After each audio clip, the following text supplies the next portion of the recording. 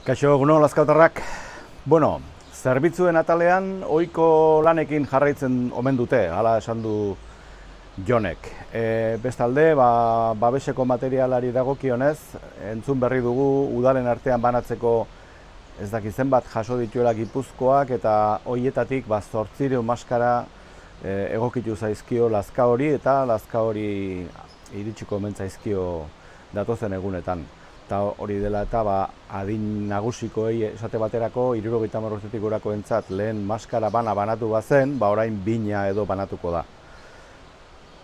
Horietaz gain, deseskaladarako hurrengo faseari buruz ere hitz egiten jardun dugu, eta kezkatzen gaituzten gaiak, lau atal nagusi aipatu ditugu. Bat, terrazak, bigarrena azoka, hirugarrena kirolak, eta laugarrena bestelako gaiak.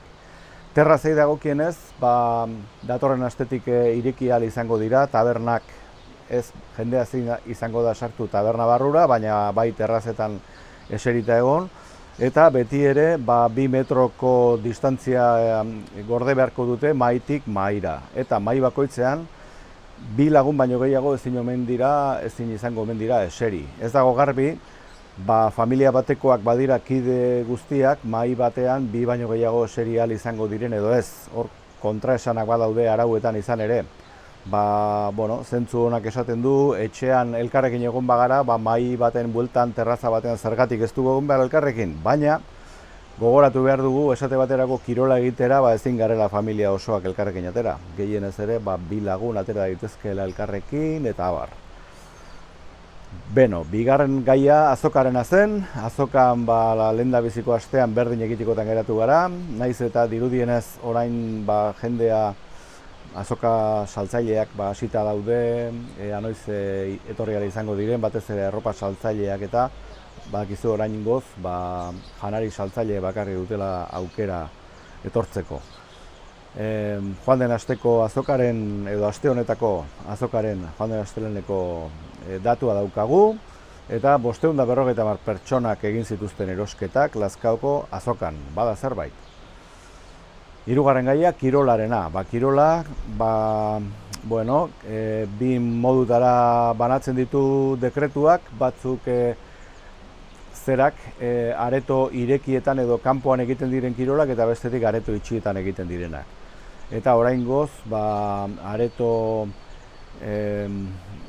leku irekietan egin ahal diren kiroletarako gehiago zabaltzen hasi dira eta itxietarako muga zorrotzagoa jarri dituzte. Ikusleekin oraingoz ezin izango dira partidak eta jokatu dakigunez. Kirol teknikariak, udalerrietako kirol teknikariek bilera bat egitekoa dute, Tolosaldekoek eta Goierrikoek egingo dute, eta besteak beste prestatuta dituzte babes neurriak kiroldegiak irekitzen hasteko. Oraingoz ez dago garbi noiz irekiko dituzten, noiz ireki ahal izango dituzten.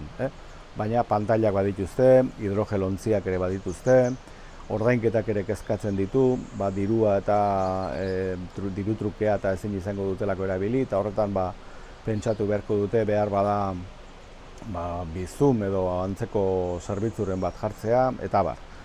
Eta besteak atalean, laugarrenean hori zabalagoa da noski alorra, elkarte gastronomikoak ere hor daude, badirudi jatetxeek bezala laster irekitzeko aukera emango diela legediak, baina ixtekoan Lazkauko udalaren irizpidea da, ixtekoan ere ez zutela beraiek parte hartu, eta orain irekitzeko ere beraiek ez dutela hemenik emango. Baimena etorritakoan jakinaraziko dutela, edo era berean, datorren astebururako elizak irekitzen hasiko dira, horiek ere neurri zorrotzekin, distantzia gordez, elkarrekin kontakturik izan gabe, esku eman horrelakorik izan gabe, eta elizak eta bestelako kultu zentruak ere, pentsatzen dut denak lege beraren pean egongo direla.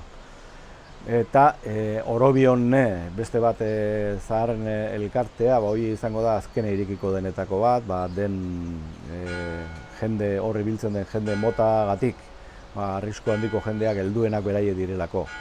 Eta azkenik, liburutegiaren gaia dago, liburutegian ere, badirudi ireki daitezkeela astelehenetik aurrera, baina erreparo pixka bat ematen du, zerak liburuak eta oso kutsatzeko, oso norberan handik hurbil ikusten erabiltzen ditugulako, edo egunkaria irakurtzen baldin badu pertsona batek, kutsatu dezakeelako, eta gero urren etortzen dena handik kutsatu, eta higien aldetik neurri zorrotzak hartzea aurre ikusten da. Hoxe guztia, eskerrik asko!